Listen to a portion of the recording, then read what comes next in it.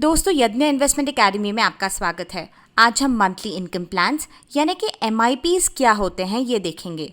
Monthly income plans को date oriented hybrid funds भी कहा जाता है और ये डेट और इक्विटी का कॉम्बिनेशन होते हैं, जहां डेट प्रिडोमिनेंट पोर्शन होता है और 75 से लेकर 95% पोर्टफोलियो का हिस्सा बनता है और इक्विटी 5 से 25% हिस्सा बनता है। MIPs या डेट ओरिएंटेड हाइब्रिड फंड्स उन लोगों को सूट करते हैं जो कंजर्वेटिव रिस्क प्रोफाइल रखते हैं। कंजर्वेटिव रिस्क प्रोफाइल वाले लोग 80% अपने पोर्टफोलियो का एलोकेशन डेट में रखना कंफर्टेबल महसूस करते हैं और 20% एलोकेशन इक्विटी में भी रखते हैं ताकि वो इक्विटी मार्केट का फ़ायदा उठा सकें। मंथली इनकम प्लान्स ने पिछले 10 सालों में ऑन एन एवरेज 9 से 9.5% के रिटर्न्स कमाए हैं पर एनम बेसिस पर और कुछ बहुत अच्छे फंड्स ने 11% के रिटर्न्स तक कमाए हैं।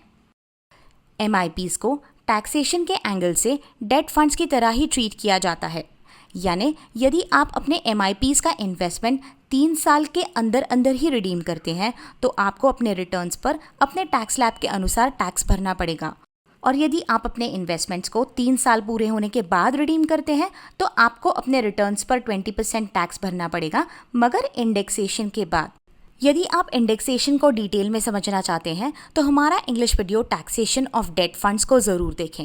और यहाँ पर यदि आप इंडेक्सेशन क्या है ये नहीं भी जानते तो आपको ये समझना ज़रूरी है कि 3 साल इन्वेस्टमेंट के बाद, यानी ये टैक्सेशन का जो बेनिफिट डेट फंड्स को मिलता है उस वजह से MIP और डेट फंड्स के रिटर्न्स पर लगने वाला टैक्स FD के रिटर्न्स पर लगने वाले टैक्स से काफ़ी कम होता है। मंथली इनकम प्लान्स, जैसे कि आप नाम से ही समझ सकते हैं, इन फंड्स का उद्देश्य होता है रेगुलर इनकम का स्रोत बनना। MIPs डिविडेंड और ग्रोथ ऑप्शंस में आते हैं और MIPs का जैसे नाम है, बहुत सारे रिटायर्ड लोग MIPs को चूज़ करते हैं डिविडेंड ऑप्शन के साथ रेगुलर स्ट्रीम ऑफ इनकम पाने के लिए।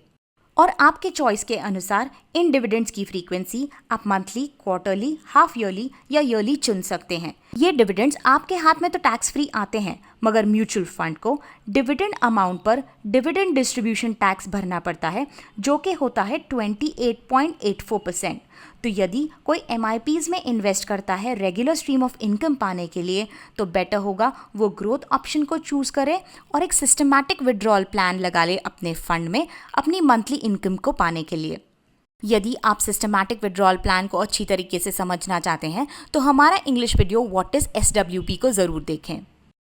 दोस्तों, मंथली इनकम प्लान्स और बैलेंस्ड फंड्स के फ़ायदे सेम होते हैं और यदि आप इन फ़ायदों के बारे में जानना चाहते हैं तो हमारा वीडियो बैलेंस्ड फंड्स क्या होते हैं ये ज़रूर देखें। आशा करते हैं इस वीडियो के द्वारा हम समझा पाए हों कि मंथली इनकम प्लान्स क्या होते हैं।